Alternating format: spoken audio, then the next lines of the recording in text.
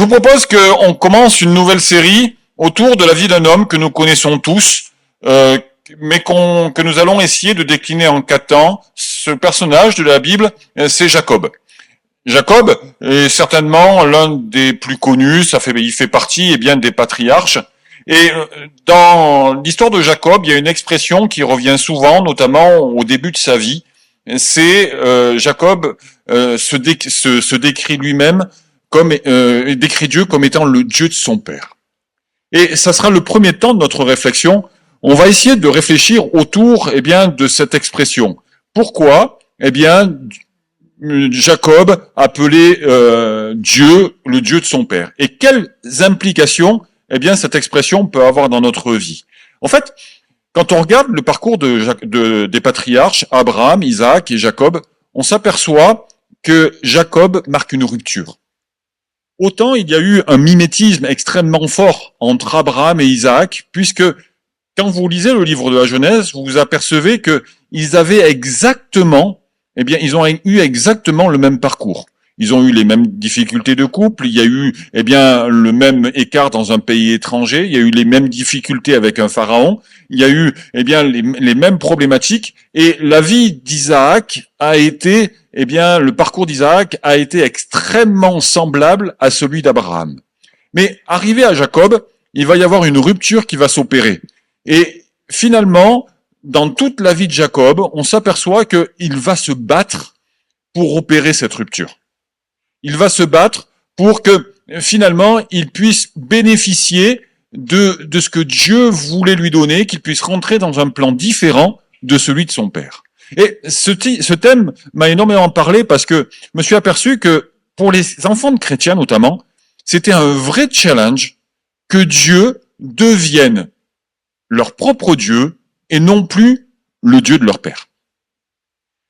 Et je me suis aperçu en y réfléchissant que parfois, Dieu pouvait être le Dieu de notre Église, mais pas forcément notre propre Dieu. Ça pouvait être le Dieu de notre mari, le Dieu de notre épouse, mais pas forcément notre propre Dieu. C'est-à-dire que la foi des autres a une influence sur la manière dont nous pouvons conduire notre vie, dont nous pouvons appréhender Dieu. Et ce matin, j'aimerais vraiment appuyer cette question de dire, mais comment est-ce que finalement Dieu peut devenir mon propre Dieu? Comment est-ce que Dieu peut devenir mon propre Dieu? Alors, cette question, elle peut vous paraître extrêmement simpliste, mais on va la creuser un petit peu et on va voir qu'il y a des tas de choses qui sont hyper intéressantes et qui pourront, quelque part, marquer un tournant dans notre vie chrétienne. Et j'aimerais voir 4 points avec vous. Le premier point, c'est de dire que nous avons toutes sortes d'héritages qui sont inconscients. Les psychologues nous expliquent, à raison, juste une question, est-ce que vous savez combien de choix, le pourcentage des choix dans notre vie qui sont liés à notre éducation? Qui pense que c'est 20%? Qui pense que c'est 30%? Plus 40? Plus 50? Plus 60? Entre 80 et 90% de nos choix sont générés par notre éducation. Parce que, et dans le mot éducation, je mets ce qui nous a été dit, mais je mets surtout ce que nous avons vu. Parce que pour un enfant, ce qu'il voit compte plus que ce qu'on peut lui dire. Et ce qui est vrai pour notre éducation de tous les jours, ça l'est également pour notre vie chrétienne. C'est-à-dire que la manière dont nos parents ont conçu leur vie chrétienne, l'ont construite, la manière dont l'enfant, a vu ses parents la vivre, cela impacte automatiquement la manière dont l'enfant va le vivre. Alors, parfois, ça peut être une bonne chose, mais j'ai presque envie de dire que c'est toujours une mauvaise chose. Parce que tant qu'on n'a pas fait un travail et que on s'est pas affranchi d'une partie de ce que l'on appelle ces injonctions, alors il se produit quelque chose, c'est que Dieu est toujours le Dieu de nos pères. Dieu est toujours le Dieu de notre Père. Et finalement, Dieu n'est pas notre Dieu. Et dans le parcours de Jacob, on va voir qu'il va s'affranchir de toutes sortes de choses. Il va s'affranchir des rites, il va s'affranchir des idées toutes faites, parce que Jacob n'aurait jamais dû avoir le droit d'aînesse, et pourtant il l'a volé à son frère. Jacob n'aurait jamais dû avoir la bénédiction. Et pourtant, eh bien, il va l'arracher d'une manière qui est, eh bien, tout à fait discutable, mais Jérémie vous en parlera un petit peu mieux la semaine prochaine. Jacob n'aurait jamais dû se marier avec Rachel. Il aurait dû avoir Léa, mais il va se battre pour avoir Rachel. Et il va l'arracher. Et toute sa vie, eh bien, Jacob va se battre pour avoir, eh bien, et pour changer le plan qui était tracé par l'histoire paternelle et par l'histoire familiale. Et parfois, nous pouvons avoir des héritages, nous aussi, qui sont parfois compliqués, qui sont parfois lourds, et contre lesquels il est nécessaire de se battre. Ces héritages, ça peut être, eh bien, des héritages spirituels, parce que il y a des choses qui peuvent se transmettre de génération en génération, et contre lesquelles, eh bien, nous devons parfois mettre des murs et nous devons opposer, eh bien, comme une forme, eh bien, de protection divine. Il y a des héritages qui peuvent être des croyances profondes, qui peuvent être ancrées en nous et qui peuvent quelque part, eh bien, déformer la personne de Dieu. Et Jacob a été celui qui s'est battu pour avoir son propre Dieu. Et ce qui est intéressant, c'est que lorsque Jacob va arriver à Péniel et qu'il va vivre ce temps de conversion, on peut le dire comme ça, et que son nom va changer et qu'il va être appelé Israël, tout d'un coup, Dieu cessera d'être le Dieu d'Abraham, Dieu cessera d'être le Dieu d'Isaac, Dieu cessera même d'être le Dieu de Jacob, mais Dieu deviendra le Dieu d'Israël. C'est-à-dire que Jacob ne transmettra pas son héritage à ses enfants uniquement, mais de Jacob sortira un peuple qui s'appellera Israël. Et à partir du moment où dans nos vies, nous arrivons à faire en sorte que Dieu devient notre Dieu, alors tout d'un coup, il se produit quelque chose. C'est que nous pouvons rentrer dans le plan unique que Dieu a forgé de toute éternité. Il y a quelques années de ça, je traversais un moment un petit peu compliqué dans ma vie. Ça vous arrive? Des moments où c'est un peu Beyrouth. Des moments où on ne sait plus trop comment se positionner. Et je discutais avec une personne qui est précieuse pour moi. Et je lui ai expliqué un petit peu ce que je vivais et notamment toutes les remises en question et le mal-être que je pouvais vivre dans mon ministère. Je me sentais plus à ma place dans mon ministère. Je me sentais comme en décalage. Et c'est une sensation que je déteste de ne pas être aligné avec avec mes convictions et avec ce que je vis. Et puis, à force de discussion, à force de questions, cette personne m'a demandé, mais pourquoi est-ce que vous êtes devenu pasteur?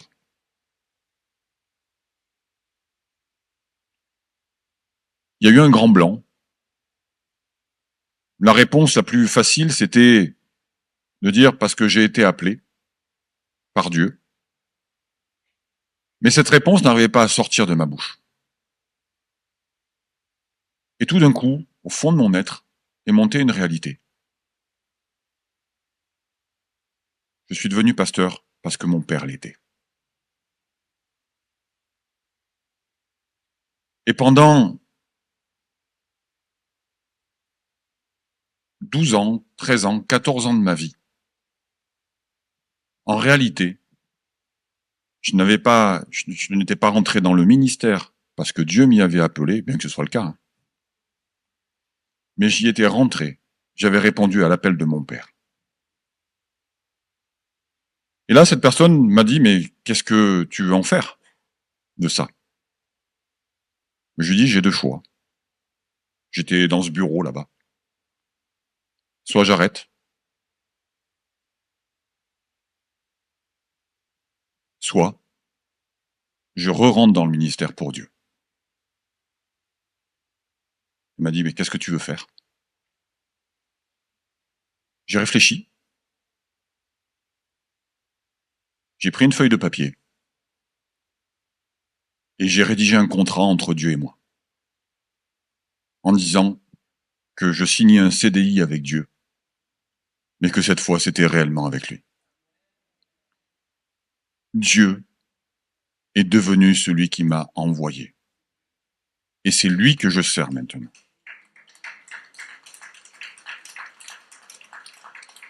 Voyez-vous, cette démarche, je l'ai faite 14 ans après être rentré dans le ministère.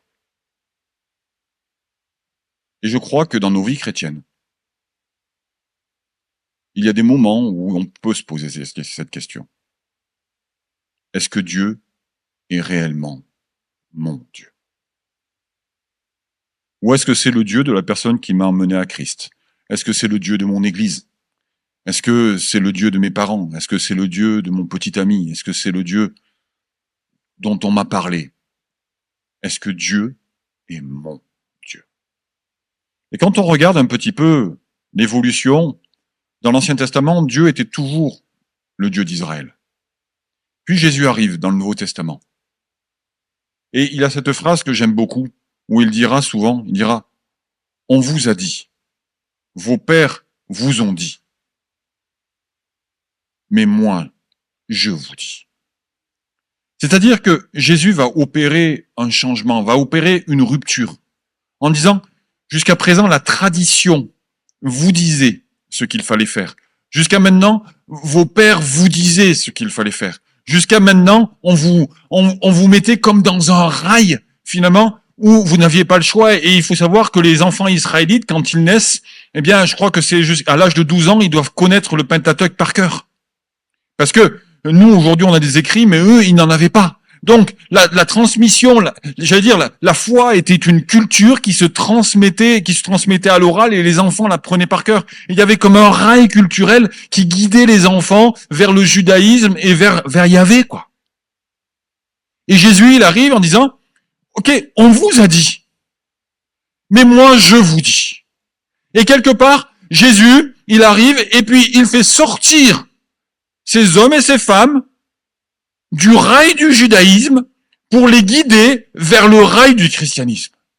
Et vers une foi qui est personnelle, vers une foi qui est authentique et vers une foi qui est la leur. Et c'est ça qui permet de changer. Parce que à partir du moment où je suis sur un rail, alors quelque part je ne change pas mais je me conforme. À partir du moment où je suis sur le rail de ce que l'on m'a appris, à partir du moment où je suis sur le rail de ma culture, à partir du moment où je suis sur le rail de l'enseignement que l'on m'a donné, alors, quelque part, je ne peux pas rentrer dans le plan unique que Dieu a forgé pour moi de toute éternité. Mais ce que Dieu veut pour toi, c'est de devenir ton Dieu, c'est que tu rentres dans son plan, c'est que tu rentres dans ses projets, c'est que tu deviennes la personne que tu dois être. Et Jacob a été une personne tellement différente d'Abraham et d'Isaac. Et en y réfléchissant sur le personnage de Jacob, très souvent on le traite de trompeur, on le traite de menteur. Il n'a pas forcément une très très bonne presse, Jacob. Mais moi je l'aime bien. Parce qu'il a su se battre contre lui-même pour devenir Israël. Et jamais il n'aurait pu devenir Israël s'il s'était conformé à la voie de ses pères.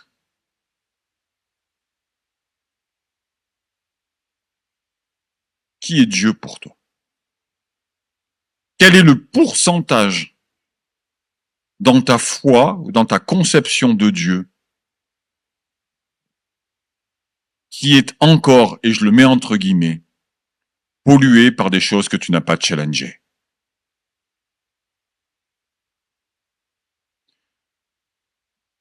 Avoir des exemples et avoir des personnes qui nous permettent de grandir, c'est une bonne chose. Le débat n'est pas là. Mais quand ces choses deviennent des rails qui nous empêchent de penser autrement et de vivre autrement, alors cette culture, cette éducation deviennent en réalité des prisons. Première chose. Deuxième chose, c'est que l'image de Dieu est influencée par l'image que l'on peut avoir de notre Père et de nos parents. La manière dont mon père m'a traité impacte automatiquement l'image que j'ai de Dieu. Ça vous choque ce que je dis? Je me souviens de cette femme. Elle m'a marqué, je l'aimais beaucoup. Elle avait un fichu caractère. Elle avait un caractère, alors je crois qu'elle avait un caractère en acier trempé. Et avec elle, tout était cash. C'est-à-dire que c'est quelqu'un qui avait à peu près zéro filtre et qui vous disait les choses telles qu'elles étaient. Alors parfois, ça piquait un petit peu. Mais on s'entendait plutôt pas mal. Et à un moment donné, elle était dans mon bureau, on parlait de sa foi, on parlait de sa relation avec Dieu. Et puis elle me dit la chose, je lui dis mais, elle me dit j'arrive pas à appeler Dieu mon père. Non, elle avait peur de Dieu. C'est-à-dire que dans son vocable, il y avait cette notion de crainte de Dieu qui revenait sans arrêt. Mais Dieu, il me fait peur. Dieu, je le crains. Dieu est un Dieu saint. Dieu est un Dieu qui finalement, eh bien, est quelqu'un qui est redoutable. Et puis, si jamais on s'approche de lui en n'étant pas bien, alors on va se faire punir, etc. Il y avait une notion, il y avait une crainte de Dieu, mais qui était hyper malsaine en fait, qui n'avait rien à voir avec la crainte, respect, mais qui avait à voir avec autre chose. Puis parce que je connaissais sa vie, puis parce qu'on avait échangé un certain nombre de fois, je la regarde, puis je lui dis bref, vous considérez Dieu comme votre père charnel, quoi. Cette femme de me regarder, et puis de me dire mais vous n'êtes pas si bête que vous en avez l'air. Je lui dis je prends ça comme un compliment. Et elle me dit mais c'est exactement ça. Je vois Dieu de la même manière que je vois mon père. Et quelque part, on a besoin d'assimiler Dieu. Les Israélites, parce qu'ils avaient besoin, de voir Dieu, ils ont fait un veau d'or. Ils avaient besoin d'avoir une image de Dieu, alors ils ont créé un veau d'or. Ce qui a mis Dieu en colère, etc., ce qui a généré la destruction des tables de la loi, etc. Bref, mais ils ont eu besoin de visualiser. Parce qu'à un moment donné, ils ont eu besoin d'avoir une figure d'autorité, alors ils ont demandé un roi. La théocratie ne leur suffisait plus, alors ils ont voulu la royauté, comme les autres peuples, parce qu'ils avaient besoin de voir Dieu. Et quelque part, nous, dans notre psyché, c'est exactement la même chose. On a besoin d'incarner Dieu. Regardez dans le catholicisme, qui est-ce qui incarne Dieu? C'était le curé. Le curé a incarné Dieu, le pape a incarné Dieu, parce que les hommes ont besoin d'avoir une image de Dieu. Je dirais pas que dans le monde évangélique, on ne prête pas au pasteur une telle image. Je me permettrai pas de le dire, parce que je sais que c'est pas le cas. Mais fut-ce un temps,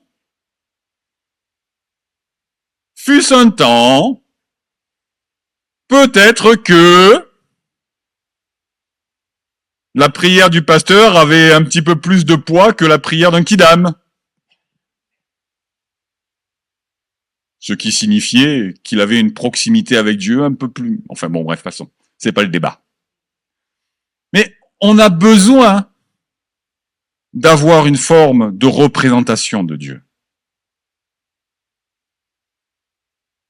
Jacob, il a fracassé toutes les représentations pour avoir Dieu et pour rencontrer Dieu.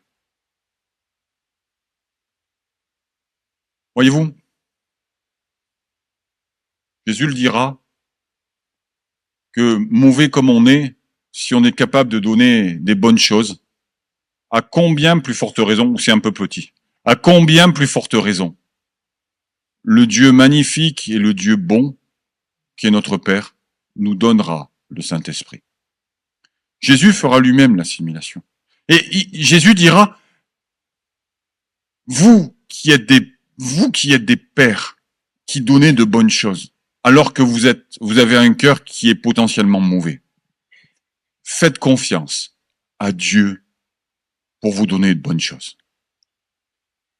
Voyez-vous, Dieu n'est pas un homme. Dieu n'a rien à voir avec un homme. Dieu est tout simplement l'être, une personne qui est parfaite. Dieu n'a rien à voir avec celui qui a pu t'enseigner. Dieu n'a rien à voir avec aucune figure spirituelle qui a pu te décevoir.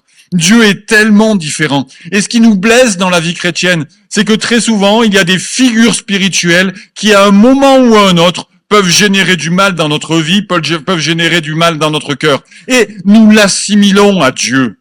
À partir du moment où l'Église bug pour X ou Y raison, alors, eh bien, quelque part, ça fait du mal à notre foi, parce qu'il y a comme un raccourci qui est créé, où finalement, on l'assimile à Dieu. Dieu n'a rien à voir avec les hommes. Dieu aime les hommes. Dieu a créé les hommes. Dieu désire, eh bien, que ses enfants soient des adorateurs et il les fait contribuer à sa gloire. Mais Dieu, comme le dit le psalmiste, n'est pas comme nous. Dieu nous aime inconditionnellement. Dieu nous aime d'une manière parfaite. Dieu sera toujours présent. Il n'y a aucune volonté d'abandon de la part de Dieu. Même si, eh bien, les montagnes chancelleraient, l'amour de Dieu ne s'éloignerait jamais de nous. Là où un père, eh bien, peut être parfois absent, là où un père peut quitter un foyer, là où un père, eh bien, peut faire du mal à ses enfants, là où un père peut avoir une conduite abjecte, Dieu, lui, il ne change pas. La Bible dit qu'il n'y a aucune ombre variation dans la personne de Dieu. Dieu est toujours en place. Dieu est toujours fidèle. Dieu est toujours avec le même cœur. Et Dieu est toujours amour. Là où un père, à un moment donné, peut être violent, eh bien, Dieu est amour. Là où un père, à un moment donné, peut décevoir, eh bien, Dieu est fidèle. Là où un père peut s'absenter et peut quitter, eh bien, Dieu restera en place et viendra nous rejoindre dans notre solitude. Parce que Dieu n'est pas un homme. Dieu est et il demeure fidèle. Jacob est allé tellement plus loin. Il n'a pas simplement cherché le même Dieu qu'Abraham, que son grand-père, mais il a cherché Dieu pour qui il était. Troisième point. Une conversion personnelle. Pour faire sauter ces héritages, j'ai besoin de savoir que j'ai des choses qui sont inconscientes et qui m'ont été transmises et que j'ai besoin de les challenger. Pour faire sauter ces héritages, j'ai besoin de comprendre que mon Dieu n'a rien à voir avec les figures spirituelles que j'ai pu avoir, même si elles m'ont aidé, même si elles m'ont accompagné. Et troisième chose, c'est que j'ai besoin d'une conversion personnelle. J'aime dire que la conversion est un processus. On ne se convertit pas du jour au lendemain comme ça en disant « Ouh, ça y est, c'est bon, j'ai donné ma vie à Jésus, je me suis repenti, j'ai cru eh bien que le sang de Jésus me purifiait de chaque péché et j'ai changé de vie. » C'est pas du jour au lendemain, même si il semble que ce soit quelque chose qui soit spontané, en réalité c'est le fruit d'un processus. Et l'histoire de Jacob nous le montre terriblement bien. Avant de vivre Péniel, eh bien, il va avoir tout un processus. Il va quitter la maison. Et déjà, le fait même qu'il quitte chez lui, c'est déjà comme une rupture qui s'opère. Il va essayer de construire sa vie. Il va avoir ses premiers échecs. Parce que là, il va se heurter à ses propres limites de margoulin, et parce qu'il va tomber sur plus margoulin que lui avec Laban. Et puis, il va y avoir la peur du conflit avec Isaac, il va y avoir la vision de Béthel. Bref, il y a tout un processus qui s'instaure dans la vie de Jacob jusqu'à Péniel. Et à Péniel, dans ce lieu, il va se battre avec l'ange de l'Éternel, avec la théophanie, avec la représentation de Dieu. Il va se battre avec lui et Jacob va être touché au tendon de la hanche et il ne va plus jamais marcher comme avant. Et c'est l'image, et c'est à ce moment-là, quand il va être vaincu par Dieu, qu'il va s'appeler Israël et que une nouvelle destinée va s'ouvrir pour lui. C'est là que tout va changer, c'est là que Jacob va être transformé. Et rien ne peut vraiment se passer dans nos vies chrétiennes sans qu'il y ait cette conversion personnelle. Sans qu'il y ait ce moment clé où tout d'un coup on est convaincu de péché, de justice, de jugement, et où on plie le genou devant Dieu, où notre cœur, se déchire devant Dieu, et où on est complètement, où on prend conscience de notre péché, où on dit, ok, je suis pécheur, mais je sais que Jésus, m'a pardonné au travers de son sacrifice, et je choisis de ne plus jamais marcher comme avant. Moi, j'aime cette image de Jacob, et pour moi, c'est l'une des plus belles images de la conversion. C'est que Jacob ne marchera plus jamais comme avant. Il ira dans les mêmes endroits. Il continuera à construire sa vie. Il continuera à éduquer ses enfants, à s'occuper de sa femme. Il continuera à travailler, il continuera à construire sa vie. Il aura ses souffrances, puisqu'il va perdre un enfant, ou plutôt il va penser le perdre, puisqu'il va penser perdre Joseph. Mais Jacob, la Bible nous dit qu'il boitera toute sa vie, il ne marchera plus pareil toute sa vie. Et ça, c'est l'image même de la conversion. J'aimerais te dire une chose. C'est qu'on peut même se convertir après le baptême. Si vous connaissiez le pourcentage de chrétiens qui se convertissent après le baptême, ça serait intéressant de faire une stat. Parce que, très souvent, je dis pas que c'est toujours le cas, et je pense même que c'est minoritaire. Mais, on se fait baptiser pour le Dieu de nos pères, et on rencontre après notre Dieu. Alors que ça devrait être le contraire. Mais, le processus est fait de telle manière. Et c'est pas grave, quoi. Mais j'aimerais juste te questionner, toi qui es baptisé. Est-ce que tu marches d'une manière différente d'avant?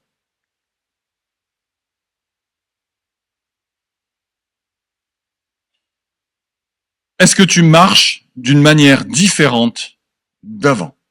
Ou alors, est-ce que le fait d'avoir rencontré Dieu n'a finalement rien impacté et que tu es resté sur les mêmes rails? Que tu es resté sur le même mode, sur le même mood, sur le même trend, et que rien n'a changé en fait. Tu es toujours la même personne, mais simplement, tu as une forme de piété. Je crois que la conversion, c'est décider de ne plus marcher de la même manière. Et ce que je vais vous dire, c'est certainement un petit peu borderline en termes de théologie, mais ce n'est qu'une image. Dans nos vies, il y aura des moments clés où nous nous battrons avec Dieu. Et où Dieu nous poussera à ne plus marcher de la même manière. C'est ce que l'a dit l'apôtre Paul aux Romains, il dit que nous avons vocation à être transformés dans notre intelligence. Et quand je pense de manière différente, alors, j'agis de manière différente. Donc, je ne marche pas de la même manière. Et la question que je te pose, c'est est-ce que tu marches d'une manière différente de ce que tu faisais quand tu avais 15 ans, 20 ans, 25 ans? Ou est-ce que tu es toujours sur le même mood?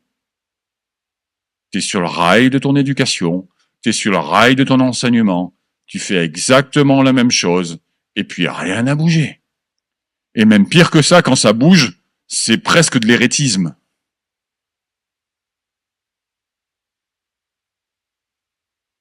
Le Dieu de nos pères. Quatrième chose, une relation personnelle.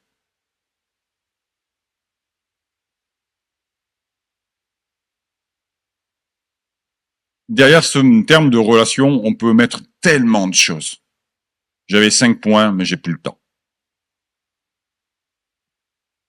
La relation avec Dieu, c'est tout ce qui me permet de me connecter avec Dieu. Et rien n'est plus important dans notre vie chrétienne que de nous connecter à Dieu. Ce lien qui m'unit à Dieu, c'est juste la priorité. Et ce que j'aime dans la vie de Jacob, c'est qu'il a certainement pris des méthodes extrêmement discutables. C'est qu'il a utilisé des méthodes qui étaient les siennes, mais il a toujours cherché à être en contact avec Dieu. En escroquant le droit d'aînesse, il voulait la bénédiction de Dieu. En mentant à son père, qui d'ailleurs s'est laissé avoir, d'accord, à mon sens, mais bon, ça c'est notre débat, il voulait la bénédiction de Dieu. À Bethel,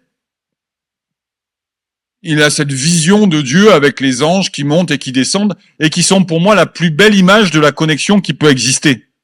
C'est-à-dire que, pour moi, à Bethel, Jacob va avoir conscience que Dieu lui a donné le plus beau cadeau qui soit, c'est-à-dire cette capacité de se connecter à Dieu. Les anges qui montent et qui descendent sur cette échelle, mais c'est quoi? C'est nos âmes qui montent au ciel et le Saint-Esprit qui prend ce qui est à Jésus et qui nous le donne. Et nous aussi, on fait ces allers-retours et nous sommes connectés à Dieu, quoi. Et ça va être un moment clé pour Jacob. Et finalement, avoir cette relation personnelle, c'est moi-même, dans ma propre vie, dans mon actualité, dans mon quotidien, me demander, eh bien, finalement, comment je peux me connecter à Dieu? Qu'est-ce qui me permet de me connecter à Dieu? Je suis différent de mes parents. J'ai été stagiaire dans une église, c'était rigolo, mais j'y suis resté 1 an, et la première réunion de prière que j'ai fait, j'étais en train d'introduire le temps de prière, et tout d'un coup, je vois tout le monde qui monte ses fesses. Ils se mettent tous à genoux, et ils se mettent à prier à genoux sur leur chaise, devant leur chaise. Et j'ai compris que c'était la tradition, et donc ça m'a fait bizarre, parce que tout le monde était à genoux, moi j'étais encore sur mon estrade, et ça m'a fait bizarre, je me dis, mais pourquoi est-ce qu'ils font ça? Moi j'ai pas l'habitude de faire ça. Et dans mon tête, je me dis, mais pourquoi est-ce que c'est bizarre quand même? Et je me suis dit, bon, je me suis mis à mon tour, puisque c'était la tradition, à genoux. Mais vous savez quoi? Ça me faisait tellement bizarre que j'arrivais pas à me connecter à Dieu. Ça vous choque? C'est-à-dire que le fait de me retrouver à genoux, quelque part, c'était pas moi, quoi. Et puis, l'année passe, j'en ai parlé à mon maître de stage qui m'a répondu, Olivier, ici c'est comme ça, donc tu fais comme ça. Devant une telle ouverture d'esprit, j'ai décidé que c'était comme ça, et voilà. Et j'ai passé l'année comme ça, mais avec comme ce mal-être, en me disant, mais c'est pas moi, quoi. Et mes réunions de prière, finalement, j'avais mal aux genoux, j'avais beau mettre un coussin en dessous, voilà, j'étais pas confortable, j'avais l'impression que tout le monde regardait mes fesses, enfin bon bref, voilà, mais vraiment, quoi. Parce qu'en plus, on était sur l'estrade, donc on était à genoux sur l'estrade, et tourné, bon, enfin bref, c'était vraiment bizarre comme truc, quoi. Pour moi, c'était complètement anachronique. Et ça m'empêchait de me connecter à Dieu. Et puis, pour la petite histoire, quelques années plus tard, j'étais dans un temps particulier avec Dieu dans mon bureau, et j'ai eu à cœur de me mettre à genoux. J'ai eu à cœur de me mettre à genoux. Et parce que ça avait du sens, à ce moment-là de ma vie. Et maintenant, ça m'arrive dans ma chambre de prier à genoux. Mais parce que ça a du sens. Voilà, c'est la fin de l'histoire. Mais, voyez-vous, on est tous différents, on est tous câblés de manière différente. Il y avait des personnes qui prient à genoux, ça leur fait du bien, et c'est cool, quoi. Dont acte. Et c'est une bonne chose. Pour d'autres, pour moi en l'occurrence, si ce n'est pas dans un moment précis, ça me bloque plus qu'autre chose. Et avoir une relation avec Dieu, c'est savoir ce qui me permet de m'approcher de Dieu. C'est savoir ce qui me permet de me connecter à Dieu. C'est de savoir ce qui me permet de me rapprocher de Dieu. Et franchement, même nous, dans nos pasteurs, dans nos prédications, moi j'essaie de faire très attention à ne jamais standardiser, à ne jamais donner de recette. Parce que finalement, on a tous des manières tellement différentes de s'approcher de Dieu. Et le but du jeu pour avoir une relation personnelle, ce n'est pas d'avoir la relation de nos pères, ce n'est pas d'avoir la méthode de nos pères, ce n'est pas d'avoir la méthode de l'Église, mais c'est de savoir comment est-ce que moi, eh bien, je peux me connecter à Dieu. Est-ce que c'est en parlant en langue? C'est génial si tu es dans le Saint-Esprit. Est-ce que c'est en louant Dieu? Est-ce que c'est devant la parole de Dieu? Est-ce que c'est en te baladant dans l'église, dans la nature, et puis là tu te connecteras à Dieu? C'est top. Est-ce que c'est en servant ton prochain que tu sens le Saint-Esprit qui dit Abba Père? Bref, il y a tellement de formes qui sont différentes. Est-ce que tu as déjà challengé tes pratiques? Si tu te sens un petit peu à l'étroit dans ta vie chrétienne, si tu te sens un petit peu à l'étroit dans ta relation personnelle avec Dieu, demande-toi, finalement, qu'est-ce qui est un héritage et qu'est-ce que tu as décidé? Et je conclurai ainsi, puisqu'il me reste 1 minute 15 pour faire ma conclusion. C'est de dire, finalement, l'expression le Dieu de mon père, j'y réfléchissais en début de semaine et je me disais, mais ça fait quand même hyper poussiéreux, quoi. Ça fait quand même terriblement poussiéreux. Le Dieu de mon père, c'est comme si Dieu était ancien pour moi. C'est comme si ce que j'avais vécu avec Dieu, c'était ancien. Et que je l'avais jamais challengé et que je l'avais jamais dépoussiéré. C'est comme si, finalement, ma foi, elle était restée avec cette expression, avec un Dieu du passé. Et que rien n'avait bougé. Un petit peu comme chez ma mère, feu ma mère. Je pouvais retourner chez elle, je savais que la décoration n'aurait pas changé. Il y avait toujours ces poupées horribles qui étaient sur son meuble là, qu'elle ramenait d'à peu près partout. Il y avait ce tableau qui n'avait ni queue ni tête, d'un chien avec une cruche. Il y avait la photo de mariage de ses 4 enfants.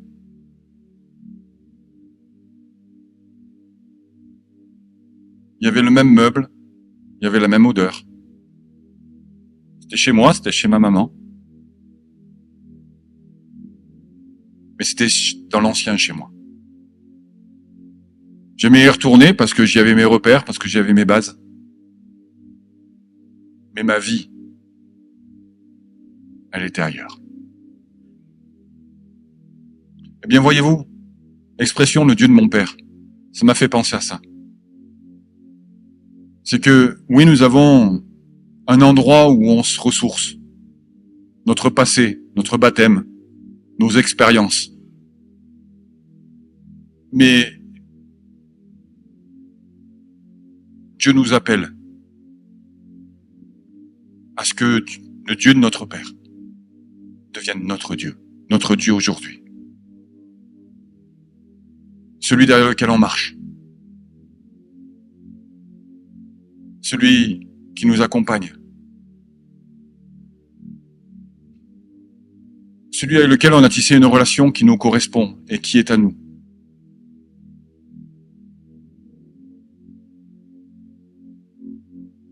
J'aimerais être capable de faire passer un petit bout de papier là, à chacun d'entre vous, et que vous m'écriviez en un mot qui est Dieu pour vous.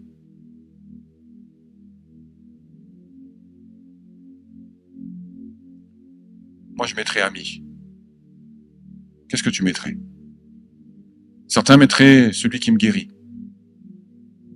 celui qui est à côté de moi.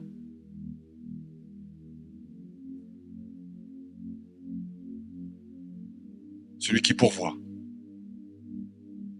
Nous aurions tous une vision de Dieu différente. Et c'est sain et c'est normal parce que Dieu est un Dieu qui est infiniment varié.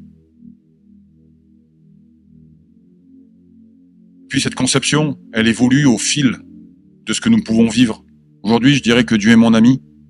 Demain, je dirais peut-être que Dieu est le Dieu puissant. Parce que j'ai besoin, parce que je l'ai vu me guérir, parce que je l'ai vu débloquer des situations. Que notre vie chrétienne ne soit jamais comme l'intérieur de ma mère, figée. Avec les mêmes souvenirs aux mêmes endroits, avec les mêmes tableaux aux mêmes endroits. Parce que Dieu est un Dieu qui nous fait changer.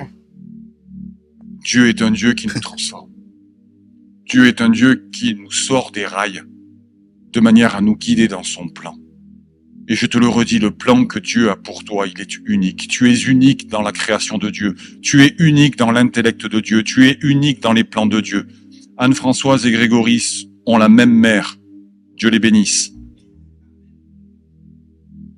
Mais Dieu a deux plans différents pour eux deux.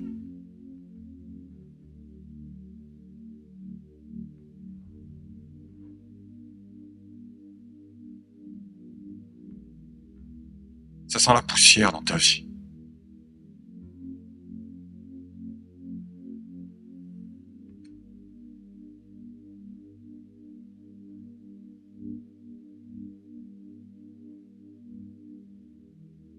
Rien ne bouge. Tout est figé. Si tu laissais le Saint-Esprit nettoyer, réagencer, t'emmener ailleurs, te faire sortir de tes zones. Si tu laissais le Saint-Esprit juste faire bouger les lignes là, dans ce qui est en toi et dans ce qui est avec toi. Enlever ce qui est vieux, ce qui est glorieux, pour introduire autre chose. La vie et la personne de Christ. Est-ce qu'on peut se lever à notre place? Juste se connecter à Dieu là. On y va, approchez-vous. Et se demander, qu'est-ce qui est poussiéreux? Demandez au Saint-Esprit qu'il nous emmène auprès de notre Dieu. Jésus, quand il priera, il dira notre Père. Nous avons le même Père que Jésus. Je m'approche de mon Père ce matin, d'un Père parfait. Je m'approche d'un Dieu parfait et que je connais tellement mal et que j'ai envie de découvrir encore plus. J'ai besoin de découvrir une autre facette de lui ce matin. J'ai besoin de découvrir une facette que j'ignore. J'ai besoin de savoir qui il est vraiment. J'ai besoin qu'il vienne nettoyer ma vie. C'est facile que le vieux, reste en place. On aime les habitudes. On aime que les choses restent en place parce que ça nous sécurise. Mais Jésus est le Dieu, celui qui dira, on vous a dit, mais moi je vous dis. Et le moi je vous dis de Jésus, il résonne chaque jour de notre vie. Jacob a tout fait péter. Et toi, qu'est-ce que tu es prêt à faire bouger ce matin dans ta vie? Qu'est-ce que tu es prêt à changer ce matin dans ta vie? Qu'est-ce que tu es prêt à transformer ce matin dans ta vie? Qu'est-ce que tu es prêt à donner à Dieu ce matin dans ta vie? Je te bénis mon Dieu, je te bénis mon Seigneur, je te bénis mon Maître. Simplement parce que tu es mon Dieu, tu es notre Dieu. Oh là là, elle a touché un... Et si nous avions été seuls sur la terre, tu aurais tout de même envoyé Jésus mourir sur la croix afin que nous devenions ton enfant. S'il y avait été le seul homme sur cette terre, alors, je sais que tu aurais tout donné quand même pour que je sois sauvé. Et je te bénis de tout mon cœur parce que c'est toi qui as changé ma vie, c'est toi qui l'as transformée, c'est toi qui l'as mis sur des rails nouveaux. Et je prie, Seigneur mon Dieu, pour que, ce soit le cas pour bien des hommes et bien des femmes ce matin. Je prie pour que, certains d'entre nous puissent sortir de leurs ornières. Seigneur mon Dieu, des ornières dans lesquelles ils sont depuis des années, des ornières dans lesquelles ils sont, Seigneur mon Dieu, par tradition, par héritage. C'est mon Dieu des ornières dans lesquelles ils sont, Seigneur mon Dieu, parce que on leur a dit que c'était comme ça. Mais je prie, Seigneur mon Dieu, pour que le cœur soit engagé dans les décisions. Je prie, Seigneur mon Dieu, pour qu'il y ait des transformations. Je prie, Seigneur mon Dieu, pour que l'Esprit de Dieu passe, Seigneur mon Dieu, et mette des choses nouvelles, mette des rêves nouveaux, mette des projets nouveaux. Seigneur, que ton nom soit béni. Qu'il y ait des Jacob ce matin qui se lèvent et qui disent, je veux que Dieu devienne mon Dieu. Je veux qu'il y ait des Jacob qui se lèvent et qui se battent contre eux-mêmes, et qui se battent contre toi, afin, Seigneur mon Dieu, d'être vaincus par toi, et de ne plus jamais marcher de la même manière. Je prie, Seigneur mon Dieu, pour que nous apprenions à ne plus penser de la même manière, à ne plus agir de la même manière, mais que nous soyons vraiment cette argile sur ton tour, Seigneur, façonné par ton esprit, façonné par ta personne. Notre Dieu, viens nous changer, viens nous transformer. Fils de Dieu, que ton nom soit béni. Calme. Merci de nous avoir suivis. Si tu as apprécié être avec nous, n'oublie pas de liker et de partager sur les réseaux. Nous proposons chaque dimanche 2 célébrations. Viens nous rejoindre, nous serons heureux de t'accueillir. À la pépinière, tous les âges sont représentés. Viens booster ta foi au contact de ta génération. Besoin d'un rendez-vous? Nos pasteurs se tiennent à ta disposition. N'hésite pas à les contacter. Si tu as des questions sur la foi ou sur la Bible, tu peux en discuter avec notre équipe pastorale. Inscris-toi dès maintenant. Tu peux suivre nos prédications, posts et actualités sur les réseaux. N'oublie pas de visiter notre site internet. Tu veux t'intégrer et nous connaître un peu plus? Télécharge dès maintenant notre application et reste connecté. À bientôt, à la pépinière.